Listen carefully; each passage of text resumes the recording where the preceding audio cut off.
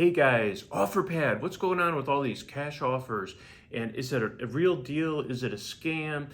Is it maybe okay? If you're thinking about getting a cash offer, if you're curious what your house would be worth, you're going to want to watch this video and find out whether it's legit or not. Hey guys, thanks for tuning in. We get a lot of questions about all these cash offer companies, and one of the big players here in Atlanta metro area buying a lot of houses is a company called Offerpad. Now they are a corporation, LLC, like most of these companies.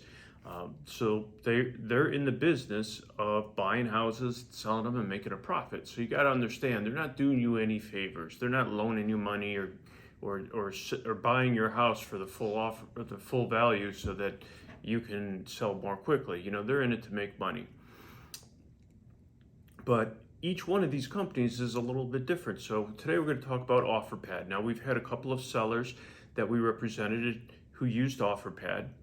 And yes, we represented them. So that means that we were able to look out for their interests. We were able to submit their property to a bunch of different buyers, not just Offerpad or not just other places you've heard of on the radio, but actual investors that we deal with, as well as ones through our brokerage, people that are making cash offers, in many cases higher than these big companies or iBuyers, and also can even close even quicker. So yeah, you do actually want to use an agent, because there's a lot of interesting and strange nuances in these contracts and the way that these companies do business. That's their thing, right? You're not a lawyer. You don't know what you don't know. So that's why these buyers had us represent them, and that's why they ended up working out pretty well. But we're going to talk about Offerpad, right? So they are a cash buyer. They're not like the We Buy Ugly Houses and some of these individuals that are kind of buying and flipping houses. But they do actually flip the houses, because the other technique is some companies will literally just buy the house for the purpose of reselling it to another person, and they'll literally resell your house before they've even bought it. Okay, there's companies that do that. They're generally referred to as wholesalers. They're really just selling a piece of paper. They're reselling that contract to another buyer, another investor. And some of them are going to hedge funds and being used as long-term rentals. Lots of different techniques. But Offerpad, from what we can see, is actually flipping the houses. Now, we had one buyer in January sold this house. I guess we closed right around February 1st. And they've gone in and renovated the house, new flooring, new bathrooms, redone the kitchen, painted the house, etc., and put it back on the market. And at an appropriate price. Now, he understood that he could have done all those things and sold it, but that wasn't going to work for him. Made more sense to do the cash offer, and we did that. And it worked out great for him. And there's really nothing wrong with the house, so I wouldn't be afraid of having another client buy that house after Offerpad has renovated it. So generally fair deal all the way around, but not always so fair. So you really got to watch them closely.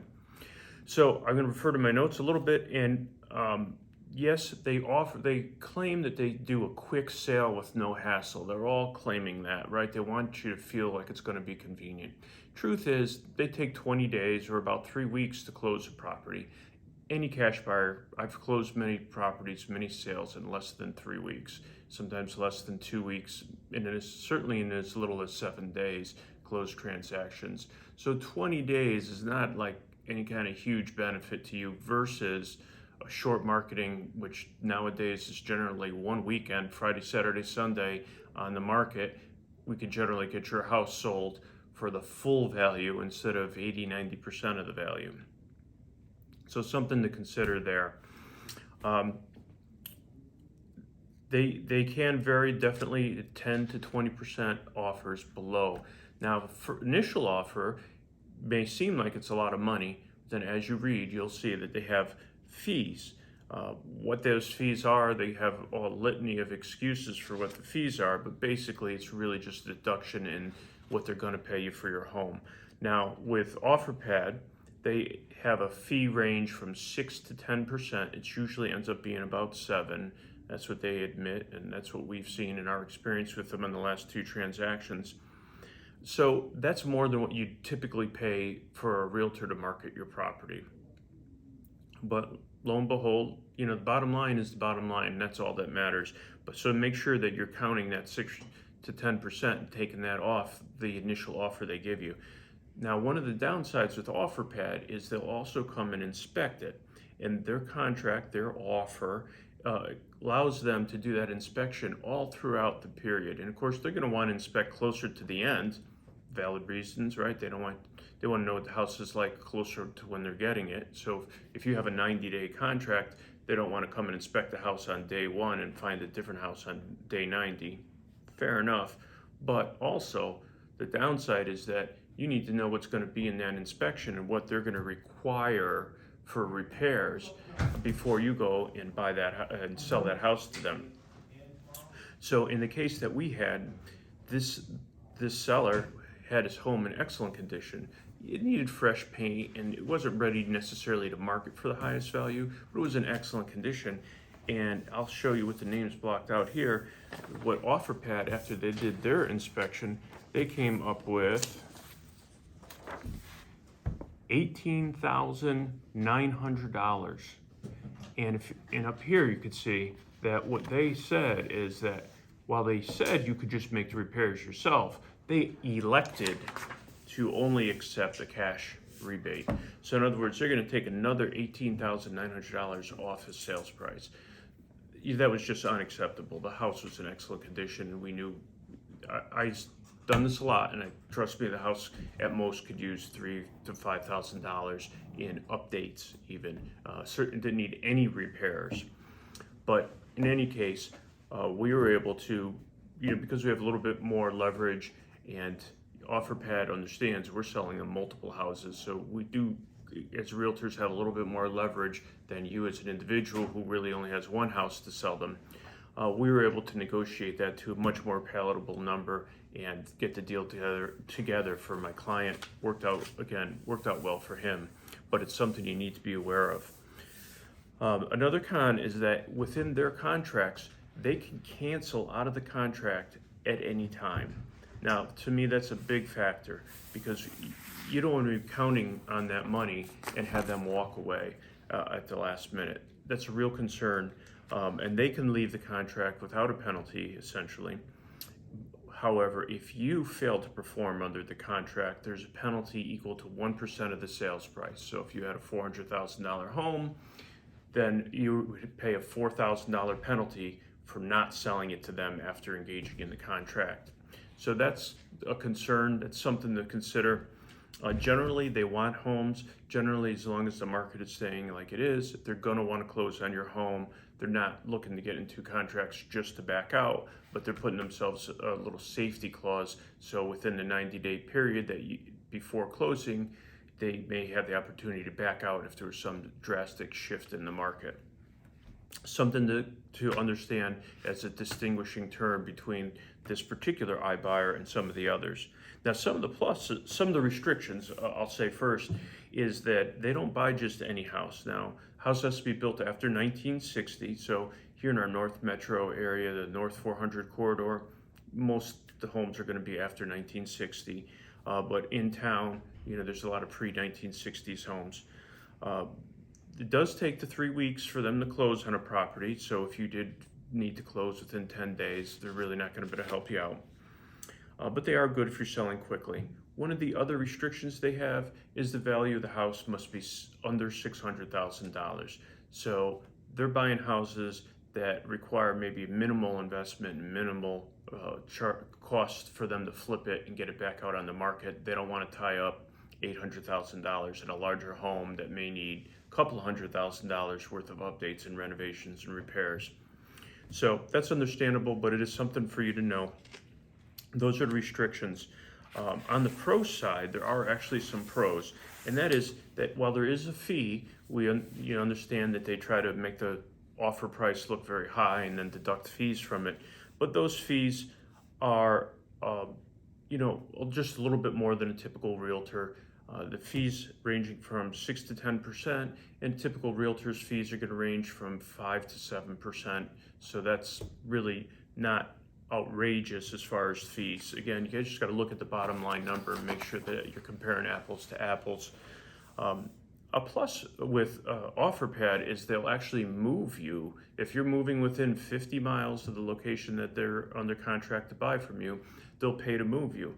Now, moving you means that if you pack your stuff, they'll load it into a truck and they'll drive it to your new location and unload it. They won't place all the items in your house and refill your drawers and all the, like a high-end moving job. But hey, that's still a plus. That's still got to be worth $1,000, maybe $2,000. So that is a little bit of a plus. If you had two different iBuyers and the numbers were very, very similar, something to consider. It's a pro for that particular iBuyer. Now, so some of the things that they say that are true are the fact that there's no showings. They advertise they're going to save you all this work because there's no showings. Well, it's true, but it's only kind of true because they still are going to come in and inspect the home.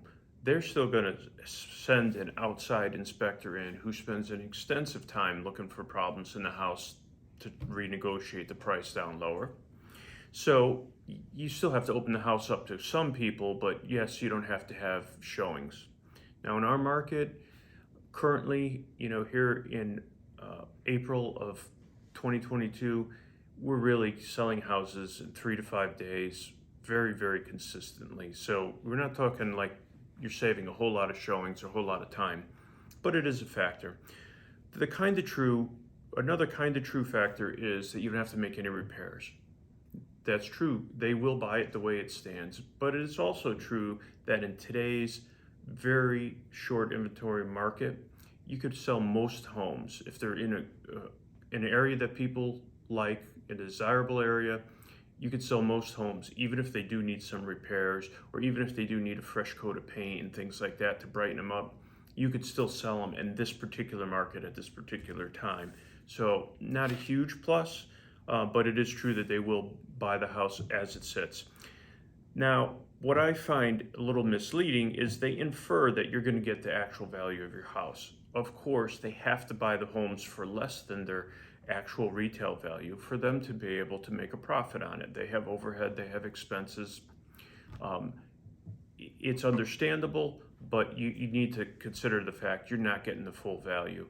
And in most people, the convenience factor really doesn't boil down to a number that's equitable for what their income level is. The amount of time that they're saving, it's not going to balance out to 10% of the value of their home, 15, 20% of the value of their home. Again, every case is different, but it's definitely something you want to give some consideration to. The other thing is that they infer that they're going to save you a whole lot of stress. Today's market, it is crazy. You really need guidance, but if you have a realtor that knows what they're doing and will give you full service, they should really be limiting the amount of stress and effort that you have to put into selling your home anyway. So yes, it is a little bit less work, a little bit less stressful, but you shouldn't be intimidated. If you have a good realtor, they should be able to get the house sold for you at top dollar without creating a lot of stress for you. That's what we pride ourselves on, and we're not the only ones. There's good people out there. Of course, we hope you're going to come to us when it's time to buy or sell a home. So we thank you so much for watching. Please check in the next video. We're going to be doing lots of video on iBuyers. We're going to compare and contrast them so you get an idea. Each one is a little bit different. The pros and cons we went over are different for each one. So stay tuned to Bruce at brucebow.com and whatever else.